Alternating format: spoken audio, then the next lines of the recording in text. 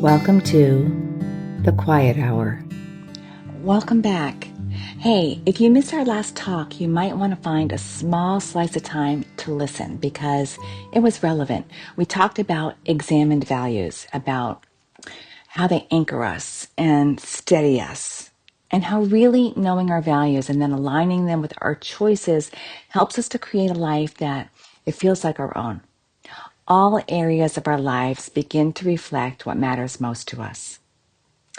But values are only half the equation because it's one thing to know what matters, and it's quite another thing to believe that what matters is even possible. And the lives we're trying to build depend on both. They depend on values and beliefs. And unfortunately, we live our lives with many beliefs we never consciously chose. Ideas about how the world works, about what's right, what's wrong, what's allowed. We inherited we inherited images of what success looks like, what failure means, what love should feel like, what a family is supposed to look like. Even our sense of what beauty means is shaped before we ever even think to question it. And these beliefs come from everywhere. Everywhere except maybe from here. From the homes we grew up in, which may have been biased or dysfunctional. The opinions of others that may not be kind or positive. From the media and culture. And from our very own innocent experiences.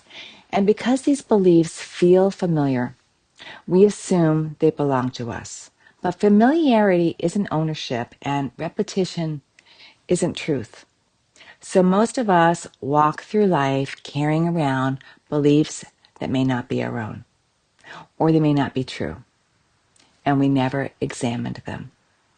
Beliefs about what's possible for us, what's realistic, what we deserve, what we're allowed to want, who we're supposed to be. Our beliefs become our identities. And they become our identities not because they're true, but because challenging them, it creates physical or emotional discomfort, and it's real. When we try something that contradicts the belief, like speaking in front of a crowd when we don't think we can, or taking a risk that we don't believe we're up for, or letting ourselves be seen, truly seen when we feel vulnerable, our nervous system reacts. Our hands might shake, our mouths might dry up, our bodies brace. And that discomfort, it feels like evidence that the belief is right. So instead of questioning the belief, we protect it. Well, I better not try that again. We search for proof that it's correct. We gather information that confirms what we already believe. We filter out anything that challenges the story. And it's a story. Over time, we build our identities on unexamined foundations. We avoid the discomfort, and the belief stays. So we don't grow. And eventually, the way we act becomes the way we see ourselves until the belief isn't just a thought, it's an identity. Again, not because the beliefs are true, but because they're comfortable. And true or not, guess what? What we seek, we find. Many of the beliefs we hold about ourselves were shaped by moments. Moments, not truth. Moments when we were overwhelmed or we didn't have support. Moments where we didn't have the skills, not yet. Moments where we were scared. Moments where we failed, but didn't get up again. I remember being a kid playing kickball. It was my turn. I ran toward that ball. Dust was flying at my feet. I pulled my leg back. Smack. I missed. And there I was on the ground, and that ball kept rolling on behind me. It didn't even slow down. Everyone was laughing, but I was mortified. mortified. That small moment. Innocent. I was always the last one picked for the team after that. And I don't care what kind of team it was. It could have been a debate team. It could have been a science project partner. I was always last.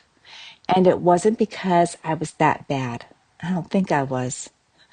It was because I made myself invisible after that. I grew up believing that I was uncoordinated and that no one would want me on their team. And that horrible untruth, it transferred into all areas of my life. After that moment, I played it safe. Whenever I had to perform, my nervous system would kick in and it would tell me, you can't do that. You can't dance. You can't sing. And I rejected anything competitive. I didn't push myself physically, socially, or academically. I'd quit. I'd quit when things didn't come easily because I was afraid I'd fail, afraid I wouldn't be chosen, afraid I'd be rejected. And in relationships, I became a people pleaser, always trying to prove that I was worth the choosing. That's what limiting beliefs do. They don't just shape us. They don't just shape our choices. They shape our identity. For many of us, our beliefs were shaped by how we were treated, not just in childhood, but adulthood too. By the opinions handed to us by teachers, employers, even friends and partners. By situations or relationships that wore us down and people who tried to control us or dismiss us or make us feel small. By years spent walking on eggshells, by cycles we couldn't break, by the quiet erosion of our confidence, by the way we learned to brace before we learned to breathe. And when you live through experiences like that, your belief system doesn't just get shaped, it gets fractured. You start seeing yourself through someone else's reactions, someone else's lens.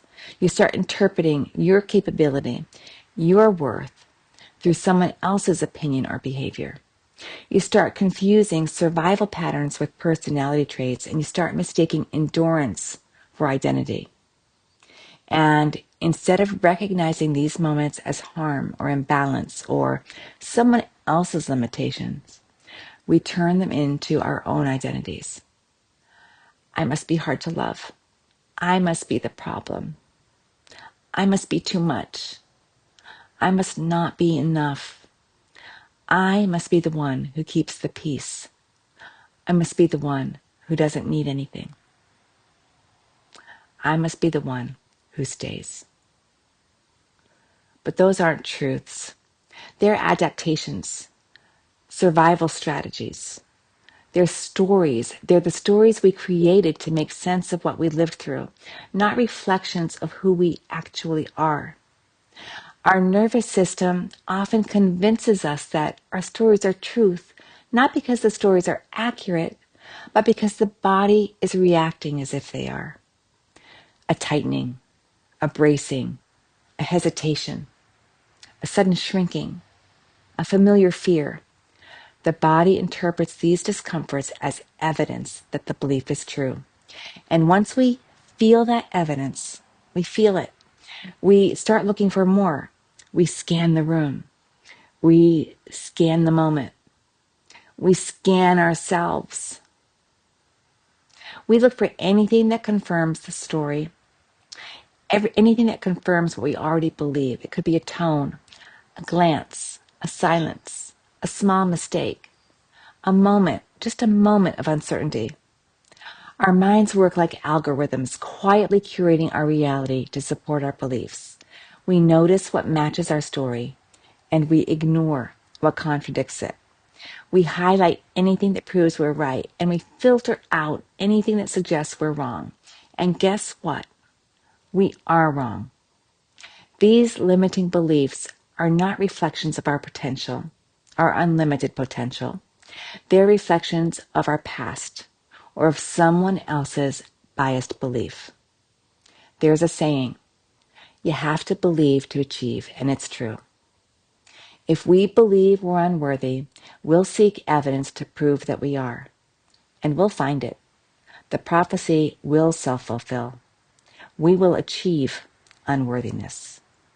But if we believe we are worthy, or capable, smart, or beautiful, the opposite is also true. We'll find the evidence to support that truth. We'll reinforce it, because belief isn't something that we magically possess. It's something we have to build. We build it by noticing our growth, by remembering the moments that we stayed, even when our body told us to run for the hills, by honoring the times we tried again, when we got back up, even though our nervous system was braced for failure, by seeing the evidence of our resilience, by telling the truth about who we are now, not who we were then, when we were innocent. Belief grows every time we choose possibility over familiarity, when we risk doing the very thing that our nervous system warned us against. And we keep doing it, and keep doing it, and keep doing it until it's no longer uncomfortable. Belief grows when we trust ourselves enough to question an inherited story or a story that we absorbed in our innocence. It grows every time we stop researching for limitations and start researching our potential. Belief grows every time we let our self-concept catch up to our reality. Overcoming limiting beliefs isn't about forcing confidence. It's about creating alignment.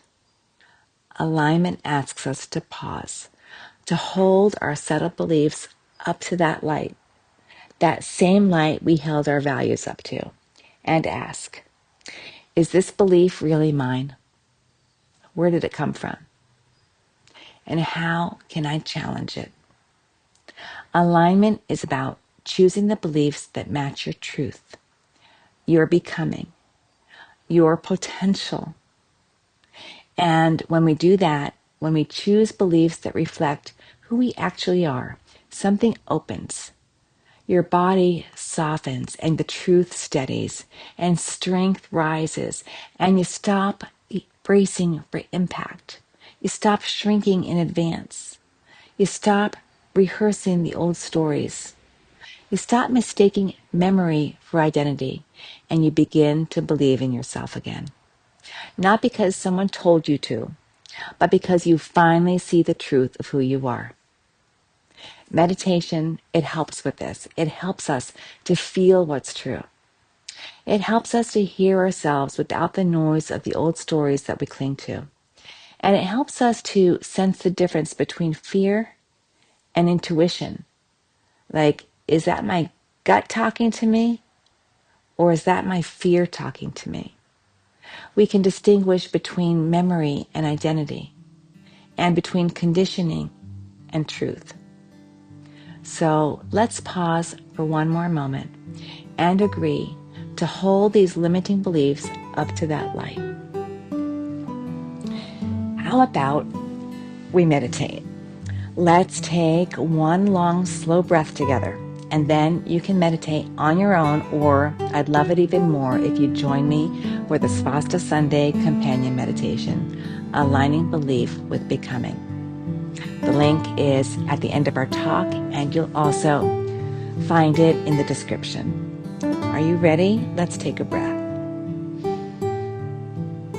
Inhale. And exhale.